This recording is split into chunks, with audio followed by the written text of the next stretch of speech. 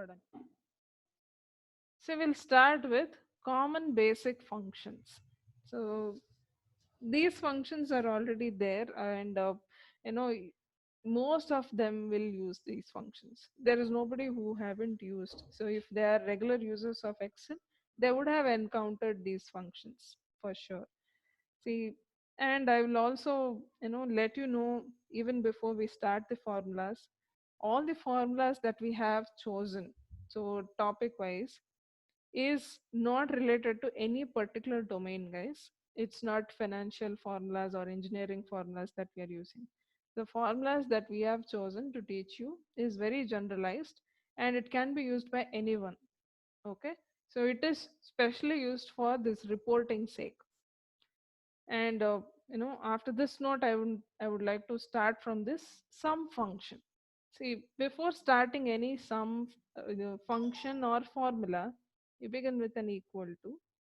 So you give the name of the function, you get to see a drop down here. So you can just go, scroll to that particular function that you are using and press a tab, it will appear to you. So even before we give input to this, it might be any function for that matter. I'm just telling you how to use it. You should go through the parameters provided for all the functions. So sum, min, max, these are quite easy. You just have to choose the numbers and it will get the job done for you. But for the other functions, so which have different parameters mentioned, you should see that and give the input to get the appropriate results. So now sum function. So this function just lets me add all the numbers that I have selected. You just have to select the cells, close the bracket, press enter, it will give you the sum.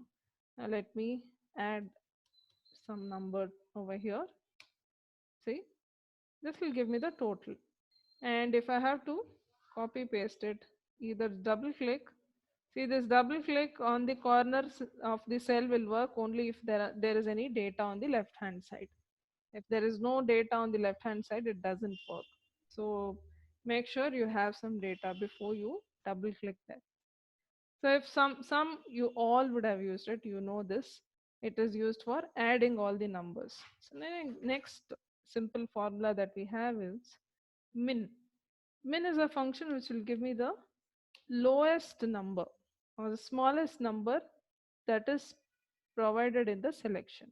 Now, if this is my selection, within this selection, whichever is the smallest, that is returned. Now, let's say I'll go change the cell value to 5 here, it will return that. Whichever is the least, that number is displayed there. So, max is just opposite of it. Let me scroll it. See, max, I give the numbers. So this will return the highest number, the biggest number in my selection. Whichever has the highest value, that will be displayed there. So now if I go change the cell value to 7865, that will be displayed because within this selection, this number is the greatest one. So next, average. So you all would have calculated average by adding all the numbers divided by the total numbers that you have added. That's how we get an average. But if you're using Excel, you don't have to break your head doing all that. You just mention average, select all the cells for which you want to calculate average, close the bracket, it will get you the average value. So it is as simple as that.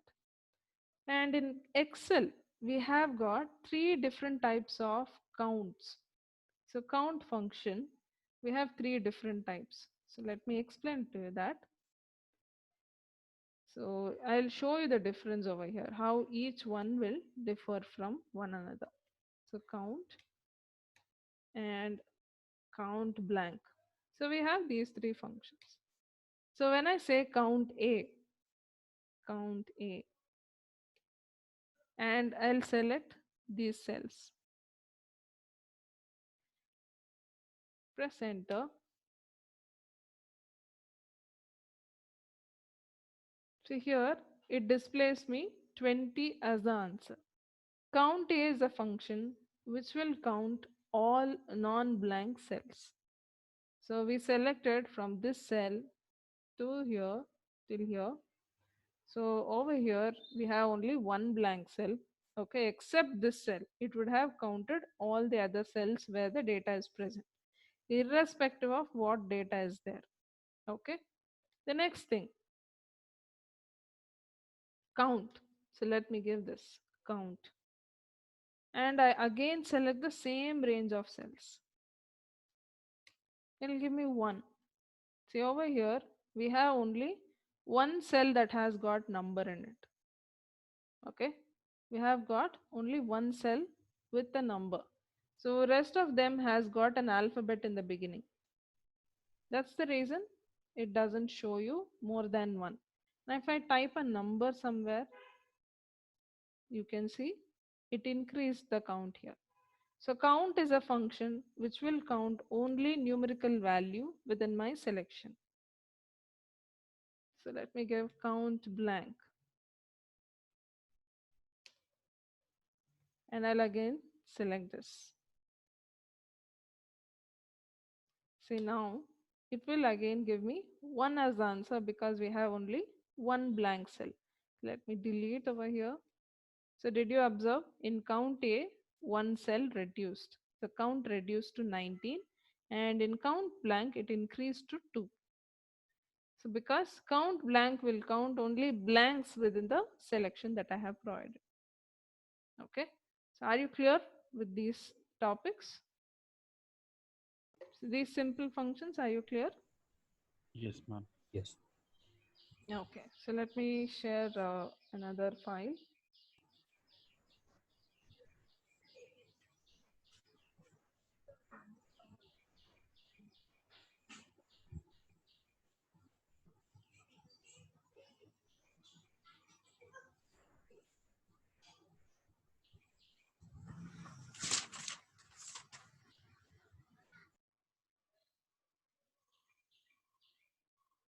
So let's see this conditional formulas. Just say okay. See over here, you have some functions like if, sum if, count if. I know some of you might have encountered, some of you might not have. So let me explain you when we use these functions. See, if is the most used function I can say within Excel. So whenever you have some condition to be checked, and based on that condition you want to perform an action, then we go for this if statement or if function that we have. See, you just read the problem statement. It says update the status column for each product if the total sales is greater than 10,000. So if it is greater than 10,000, the status should be excellent, else poor. So we have only one condition to check, and the result for the condition is either excellent or poor. If the condition, if the total sales is greater than 10,000, then I have to display excellent here, else poor. So let me give the condition first. I'll type the condition here, and I'll also type the results. Next I'll give poor over here. So, so now go here, you give if function. See, it will ask you these three parameters. So this is what I was telling you. For any function that you use, make sure you get to know the parameters first. Once you know the parameters, you will know what input has to be given. See, if has got three parameters: logical test, value if true, value if false. See, here logical test means what condition you are providing. So the condition is whether the total sales is greater than 10,000. I'm not using any numbers directly in the function. I have used cell references. I'll tell you the advantage of this.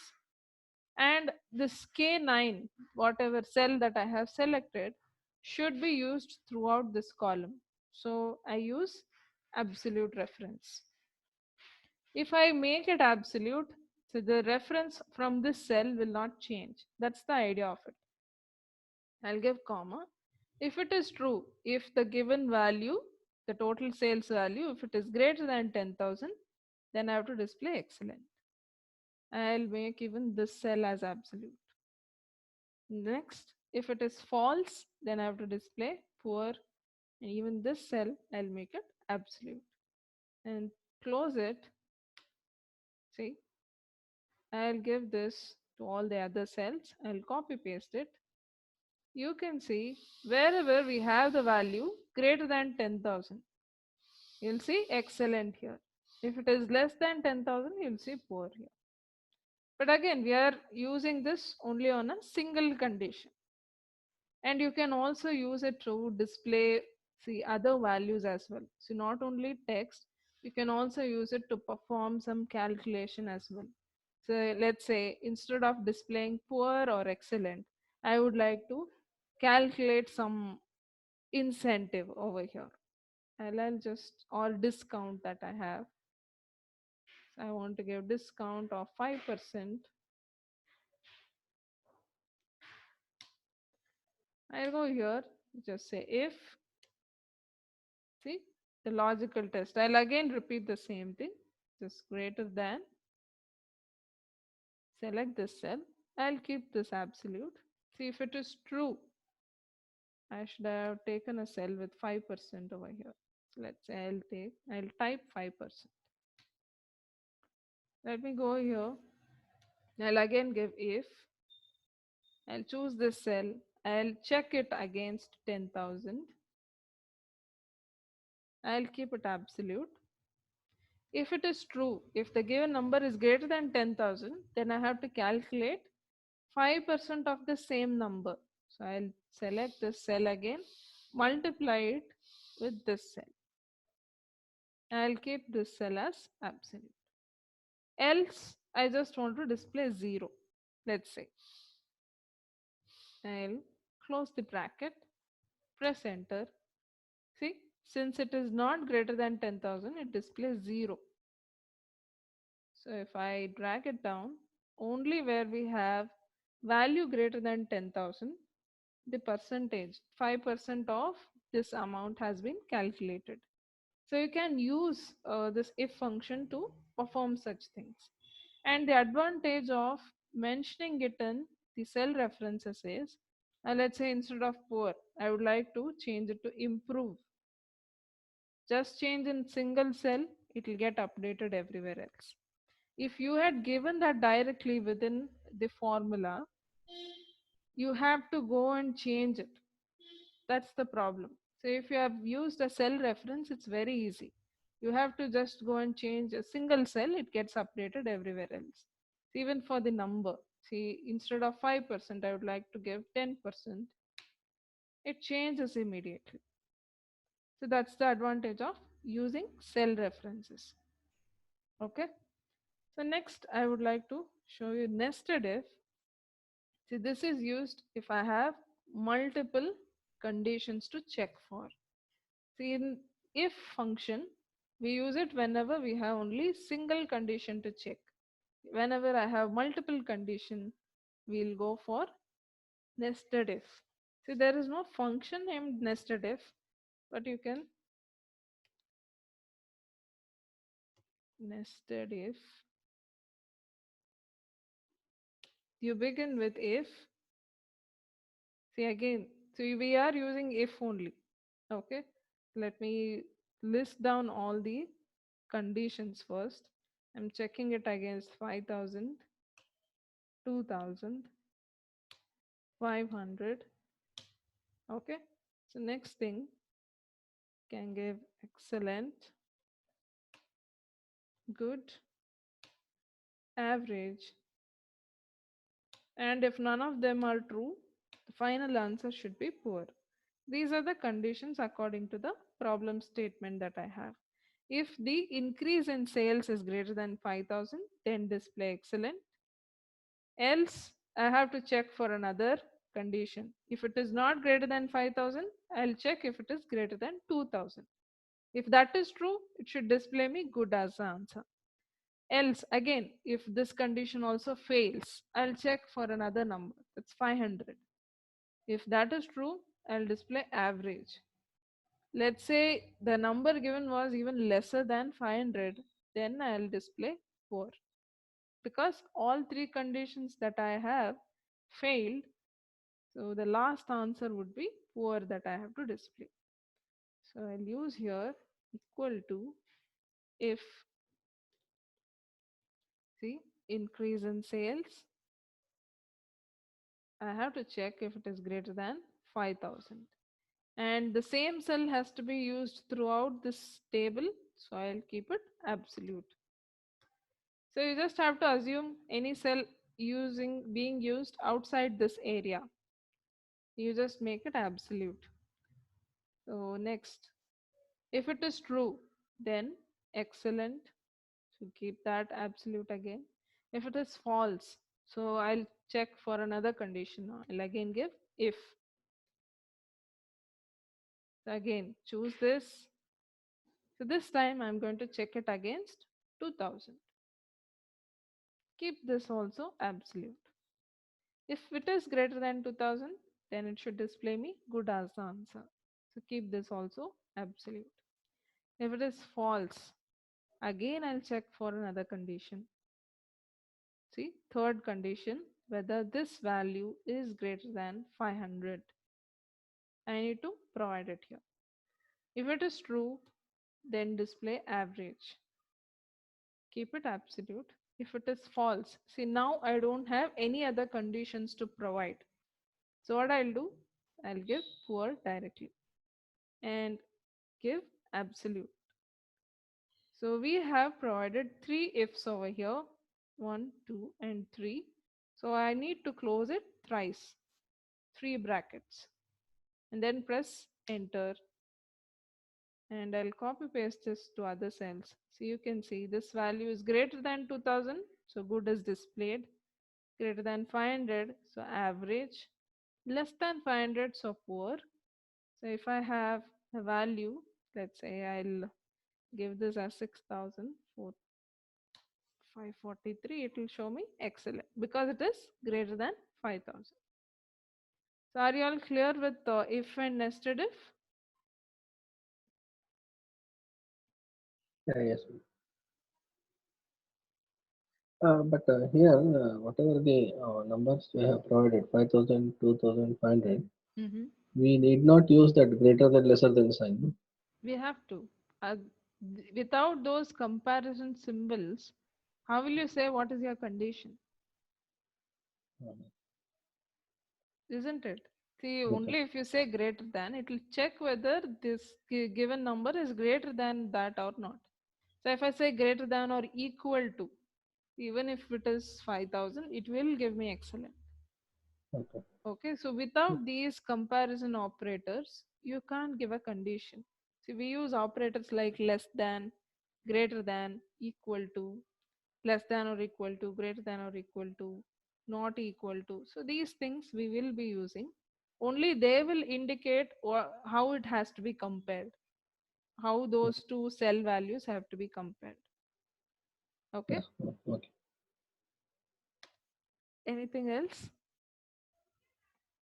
So we're going to use only the formula as equals if, not nested if. Yes, yes, if only. So, but why it is called as nested if? Because we are nesting an if function inside another if function. You can see these two if functions are nested inside the outermost if, Okay. and this Okay. if is again nested inside this one. Okay, so Okay. that's Any how if it got. function is been used inside if, so it will be a nested. Yes, you are nesting an if function inside an if function. Okay.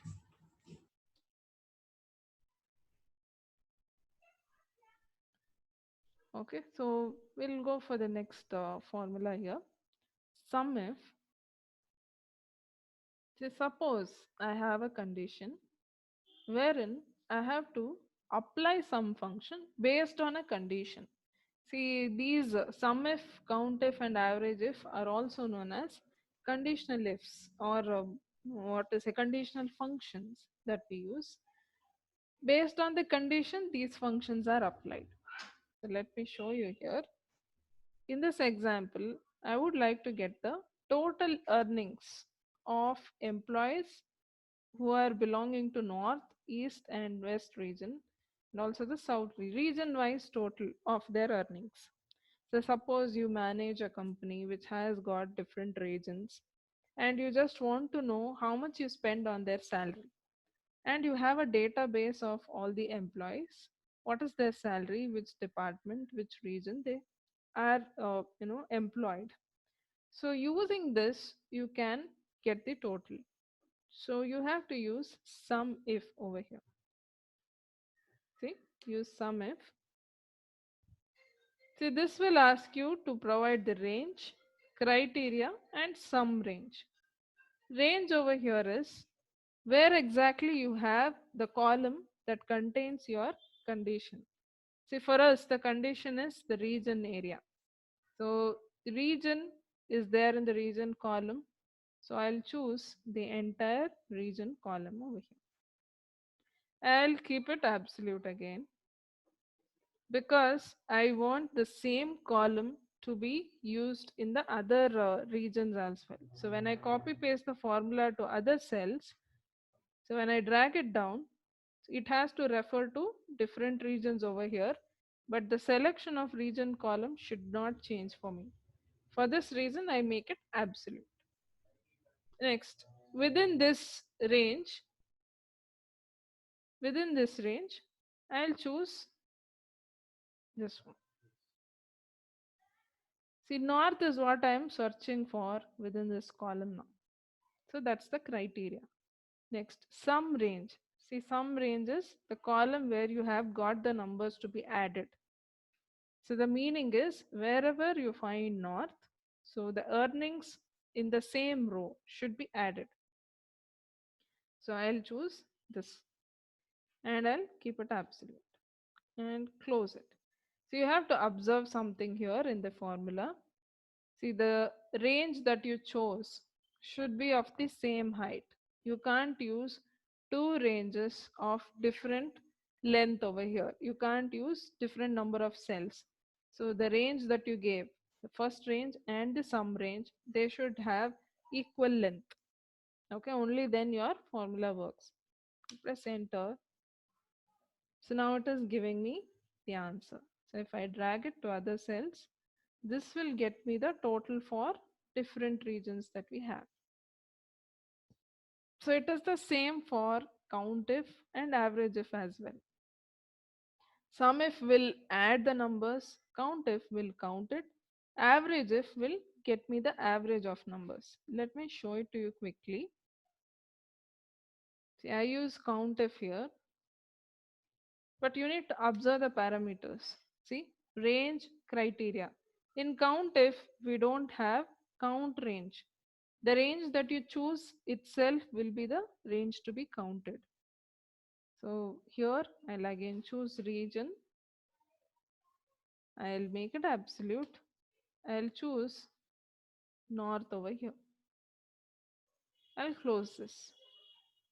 See, over here you can observe I am trying to count the number of employees who are working in north region, east region, west and south.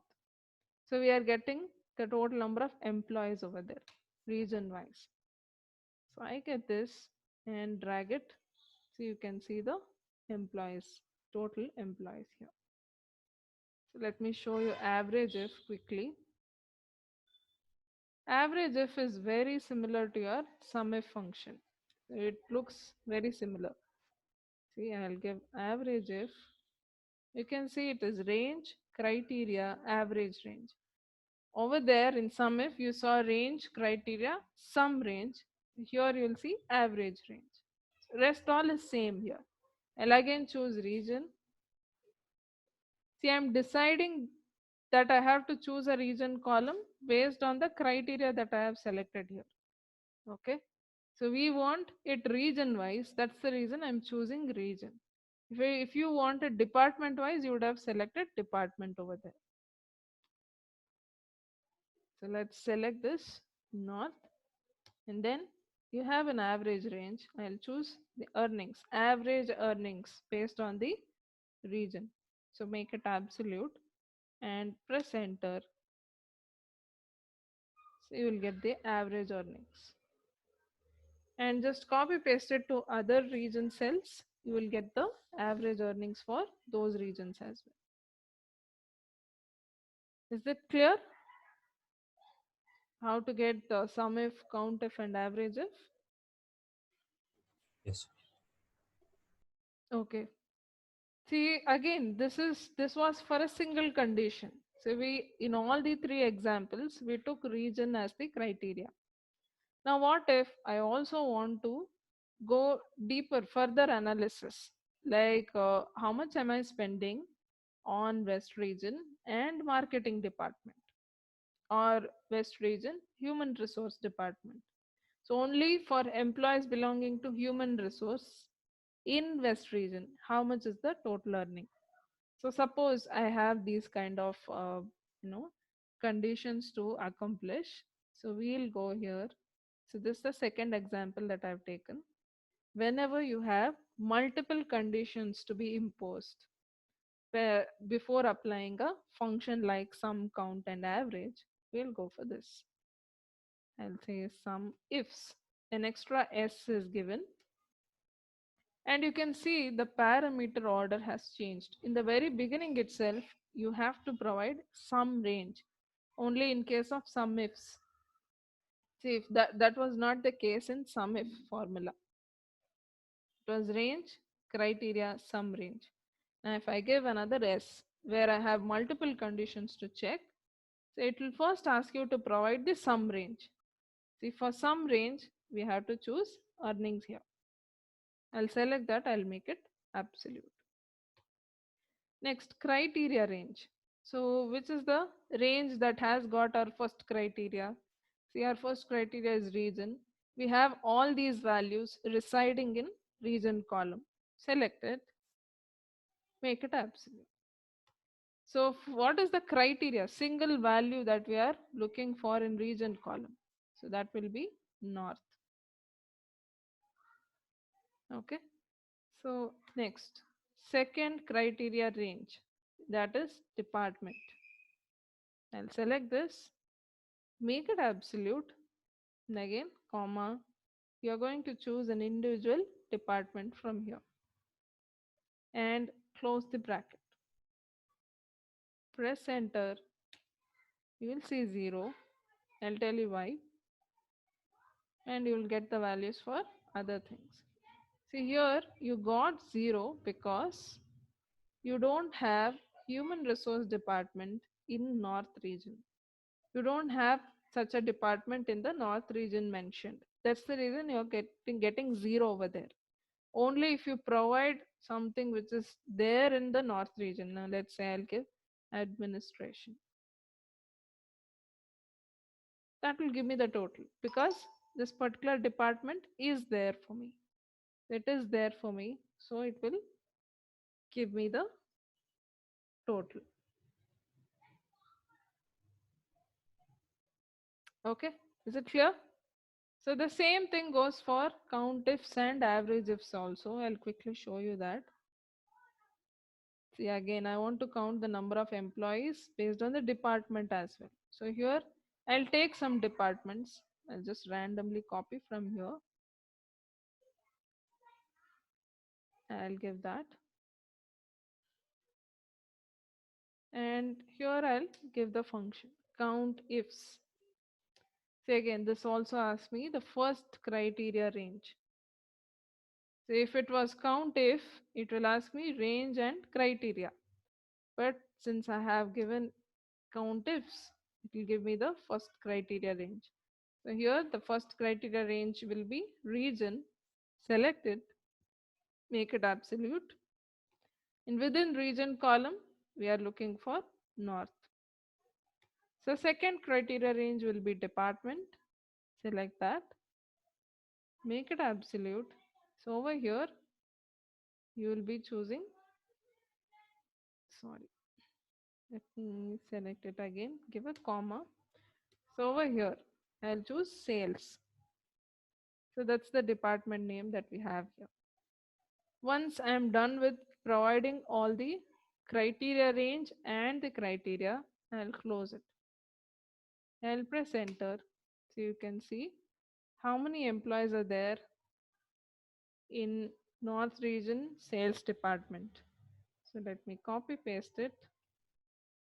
So you get to see the numbers like this. Let me quickly show you average ifs as well. So even here I'll just take a copy of it.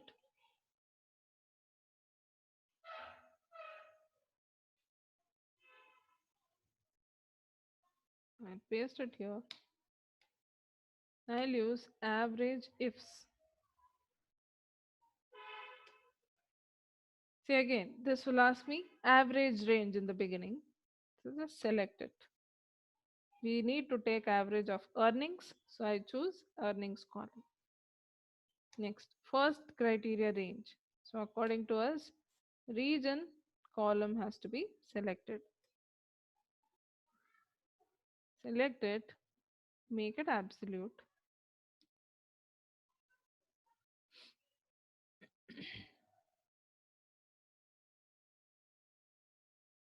Keep it absolute, then give a comma. So the criteria would be the region that we have here, North region. Next, second criteria range, that will be department column. Select that, make it absolute, and in within department I should choose sales over here. Close the bracket, press enter. See, you get the average earnings for North region sales department. So in the same way, get the answers for other regions and departments as well. So are you all clear with the variation in sum if, count if, and average if? So for multiple conditions, we use an extra s in the end. Did you get this?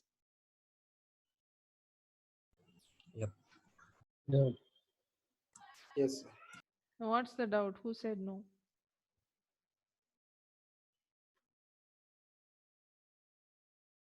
Please answer me. You can ask your doubt, guys. You can unmute yourselves and ask your doubts if you have any. Cleared. Yeah, clear. Okay. So let's go for if error. So this is another, very useful function. Whenever you get to see some errors within your report, so you know why the errors are occurring, but you are not able to avoid it. So some of the errors like NA error, division by zero. So you get to see such errors in your report, but you know why the error is occurring, but you can't help displaying it there. So I have one such example over here. So in this example, they're asking us to calculate the growth percentage. So growth percentage is going to decide what is the growth of sales based on the previous year sales. So that is growth percentage formula.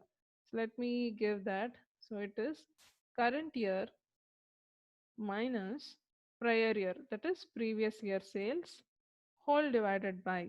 So you have to give this within brackets, whole divided by previous year sales. This will give me the growth percentage. So now it's giving me a negative value saying that current year sales for this product has come down compared to previous year sales. So this is fine, still giving me some answer over here. Now let me copy paste it to other cells. You can see in some cells you are seeing division by zero error. The reason is, see, there is no previous year sales for this particular product. Let's assume this product was introduced in this region only this year. So then how do you get to know the growth percentage? So that's how you get this error. But you know why the error is occurring. You can't, keep changing the formula always for every single cell. It's very annoying. And I have seen most of them. So they filter it out. They filter all the error cells. They'll delete it. So don't do that. You don't have to do it. So we have a workaround for it.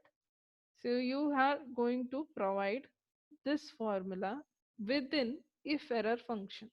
Any formula that's going to provide an error to you, you give that inside if error function. Now let me cut this. See, I'll use if error. It is going to ask you the value if error. Value is the formula that is giving you any error. You give that. See, only in case of an error, what should be displayed? See, if there is no error occurring after the calculation, it should display me the result. In case there is going to be an error, it should display me an alternate value. Let's say I want to display no sales, no prior sales. You can also display number, guys. I'm just giving no prior sales here, so that we will understand why it is displaying there, what error is occurring there. In case of an error, it should display me no prior sales. I'll give that. And after giving this, I'll copy paste it. You can see wherever error was occurring, you will get to see this text, alternate text that we have provided. And this will appear only in case of an error. So suppose I had some value here.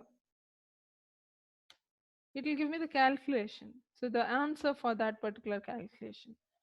Only in case of an error, it will display me that value. Okay. Is it clear, all of you? If you don't mind, can you show once again, ma'am, if error? If error. Only the if error part. Yes, ma'am. You got to know how to calculate growth percentage. Yes, ma'am. Okay. So first you have to provide the normal calculated formula. Whatever calculation you want to perform, you need to first give that. So I'll say current year minus prior year whole divided by, give this, whole divided by prior year. So we have this, it's going to calculate for me. So wherever there is 0, it's going to give me division by 0 error. Now this function, I know it is giving errors in some cells. So I'll cut this. Select this formula, cut it, Control X. And we provide if error. Now whichever formula you cut, you just paste it here. Control V, you will get it back. Next, value if error. In case of an error, what should be displayed?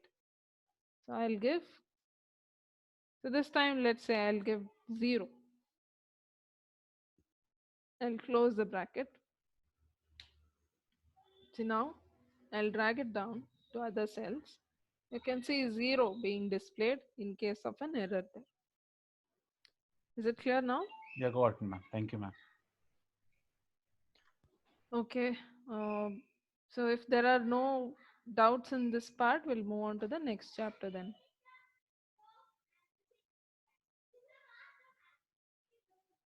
No doubts? Yeah, go on.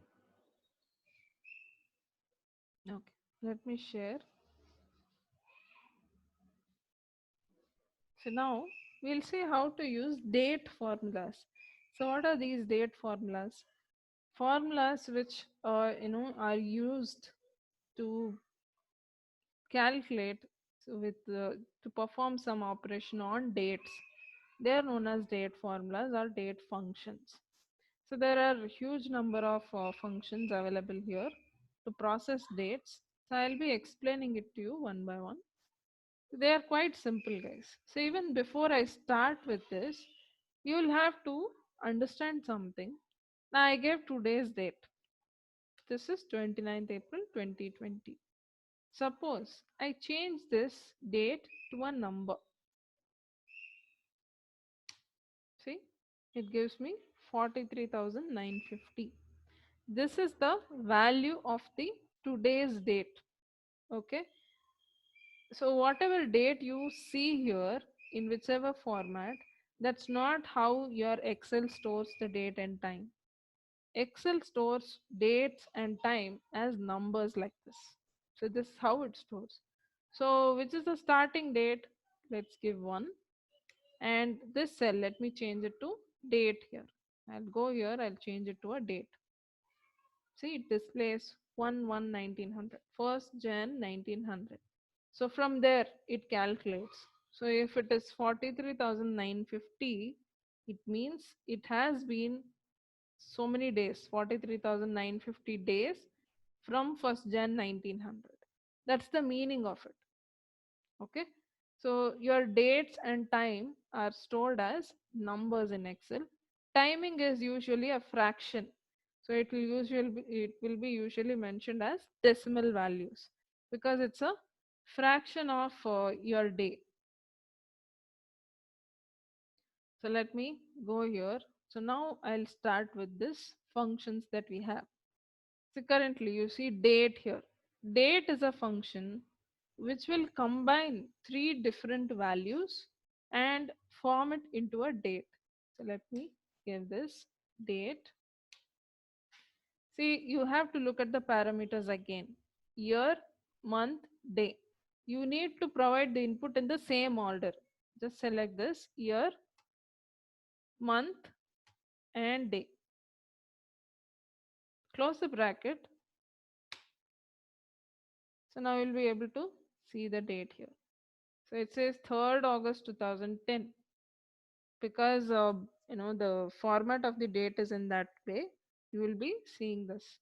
So whatever is your system format, system date format, in the same format you will be seeing here. So if it is visible like this, just make sure you change your system date format so that it first displays the day part, then month, and then year. Currently it is displaying month in the beginning, day and year. Okay. So date is used to combine three different numbers and form it into a date. It's date value. See, just now I showed you what's the value of today's date. So if I have to know date values of so many different dates that we have to use this date value. Let me show you again. You give date value. See, for this, the date that we provide should be in the form of a text. So I'll give today's date in the form of a text. Now, if I do so, it will give me that date's equivalent number. Now, why is this useful? Date value.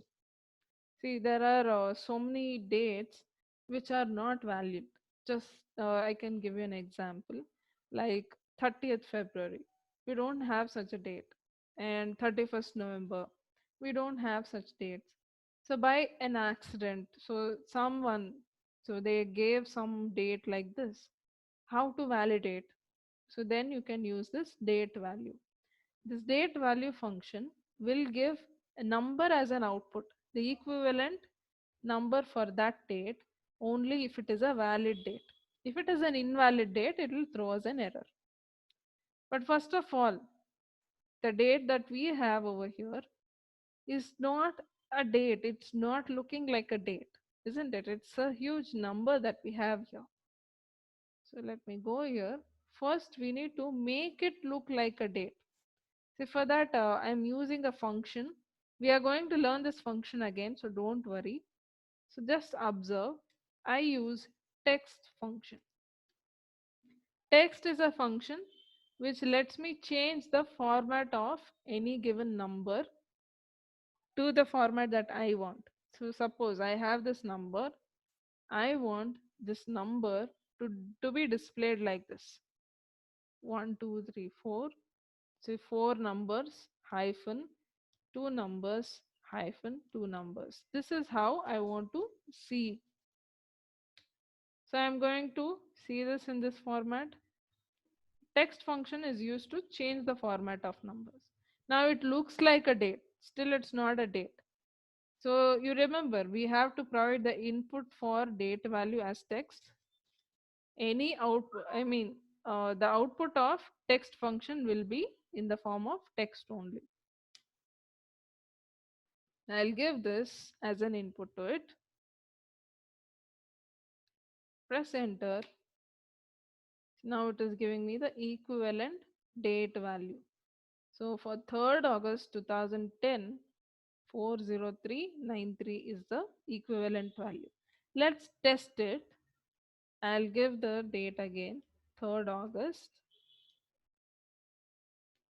2010. If I change this to a number, let's see. Let- Sorry guys, here it is in the different format. I have to provide it like this.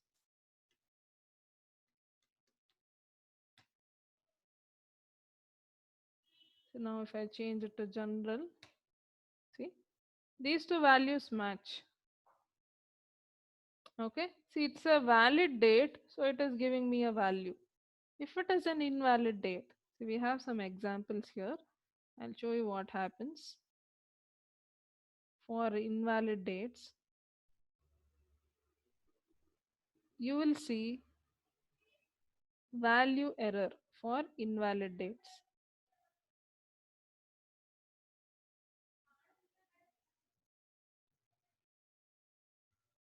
So you can see here, see, this indicates 31st November. So it is giving you value error since it's not a valid date.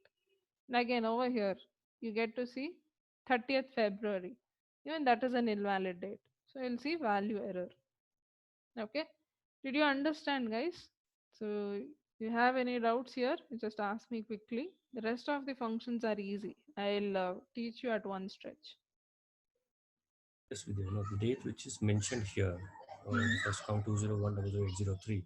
Yes. So which you just for an example you have just done it, right? Yeah, yeah. It's It's not that just an example. That's it. like I can mention 40393 and I can make it to text as first as date, month, and year. So the format can be changed either anyways Yes, yes. It can be changed because you anyway. are done first as year and then month and then days. Because I want the number to be split like that. See, I want Right, I this agree number because to be displayed like that. So for okay. that, I've used text. So can you just It's, take any other dates like not 2010 August 3rd, this is not a date. This is a number given. I want just to, number, that's it. yeah, Okay, it's fine, it's fine. just a number. To display it like a date, I have used that format. Agree. Okay. So, but So for again, we'll be working on the text function when we learn this text formulas. So then I'll explain it to you in detail what all you can do with the text function. Okay. So any other doubts? So in these two? fine. Yeah. So let's move on to the other functions. See, day function. So again, this is very simple function. You have a date here. You want only the day part of it. You will say day. You will select the date. Press enter. It will give you only the day part of it. But output will be always in numbers, guys. Don't assume since it is mentioned AUG here, you will get AUG for month. See, let me show you here. I give month. So for month, I only want to extract month from this date. It will give me the month number, not the name that is displaying there. Okay, always the output will be in numbers only. So for year also, I'll give year. I choose this.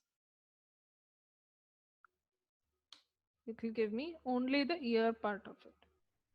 And we have another function named today. See, today is a special function. It will not ask you any input. You can see here, it's a null parameter function. When I say null parameter, no parameters to it. You just have to close the bracket like this, press enter. It is going to display me current system date. Whatever is mentioned in your system as date, that will be displayed here. Okay.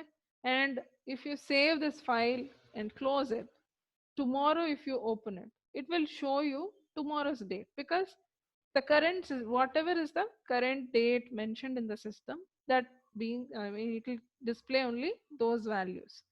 So if you want your file to display or update the date automatically based on the day which you choose, it will work like that.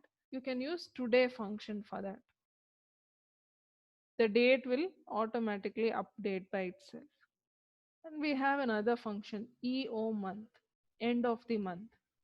So this is also, I don't think most of you use it, but there's a lot of use with end of the month as well. Let's say I'll use EO month.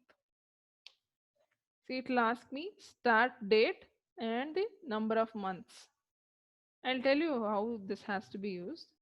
We'll just select the start date and we'll provide the number of months here. I'll give 0, press enter. You see, it displays 31st August 2010. So for the start date is 3rd August 2010. EO month function will always give me the last day of the month depending on the start date and the number of months I specify. Since I gave 0 months, it gave me the same dates last day of the month. Suppose I give, let's say, 2 over here. So it will give me October's last day of the month. So currently it is displaying August value, start date is August value. From August, after 2 months, what is the last day of the month? That's the value here. And suppose I want previous month's value. So I'll give -2. It will give me June's value, 30th June. So before August, that is 2 months before August, July, June. What's the last day of the month? So this end of the month can be used, to get the sales value. Let's say from today, you want to get the last 6 months sale. You can use end of the month and get it done. So you can use it for such calculations.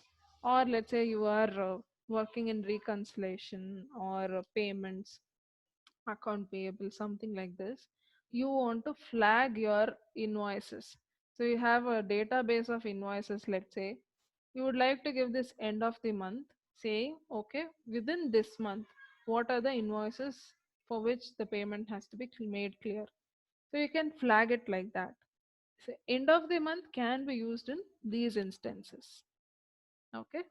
So next is second. So now we'll see functions which deal with time. Just like we saw day, month, year, even in time we have second, minute and hour over here. So let me show you how it works. It's a quick task, and it says second. You give this, you select the time, it will give you only the seconds part of it. And let me choose minute here, equal to minute. Select this, it will give you only the minutes part as the output. Okay, next hour, again over here, you just have to give hour, select the time. So this will give me only the hour part of it. So next we have now. Okay, time is there. Let me take time and date. So both work in the same way. Time, you have to provide hours, minutes and seconds in a particular order. See, hour, minute, second. You have to give the input in the same order. Hour, minute, second. It will convert that into a time automatically. And now. Now is just like your today function. If today gives you current system date, now gives you current system time. See, now it says 6:15:44. So that's current system time in my system. Now if I change something, see, you know, right? If you change anything in the sheet, all formulas within that sheet keeps getting refreshed. So you can see it keeps changing. So now will always give me the current system time over here. Next, the last two functions that we have, I'll finish it quickly. Weekday and week num. We have these two functions. See, weekday is a function which will give me the output between 1 to 7. It will give the output as 1 to 7 depending on the weekday of this date. So it will display me 1 if it is a Sunday. If it is Saturday, it will display me 7. So in between, you know what will be the numbers. For Monday, it shows second. For Tuesday, it shows third. So likewise. So these are the default answers that you get. I use weekday. I'll choose this serial number. Close it. See, 2. That means this date is Monday. Now let's give today's date. You all know today's date. What is the weekday for today's date? It shows 4. So if Monday is 2, Tuesday is 3, Wednesday is 4. So today is Wednesday. It shows 4 over here. So depending on the date, it will give me the weekday number from 1 to 7. 1 indicates Sunday, 7 indicates Saturday by default. Okay. Next is, yes, Here, instead of giving the numbers, yes. if we want whether on that date was Monday or Tuesday, something like that. Yeah, for that you need to change the number format. I'll show you that. Let me complete this week num. Okay. Okay.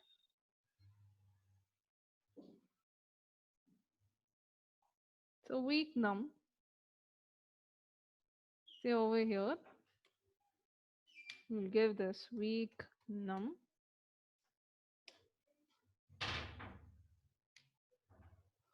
So just like we saw weekday, I'll also get week num. Week num is going to tell me which week of the year that particular date falls into. So we have 52 weeks in a year. I'll just select this date. So this will tell me in which week of the year this particular date falls on. So this is 21st Jan. So 21st Jan is somewhere end of Jan. The fourth week of this year, any particular year, it will be on the fourth week. So in the same way, it will give me the week number for all those dates that we have provided. And the numbers vary from 1 to 52. So now let me stop recording.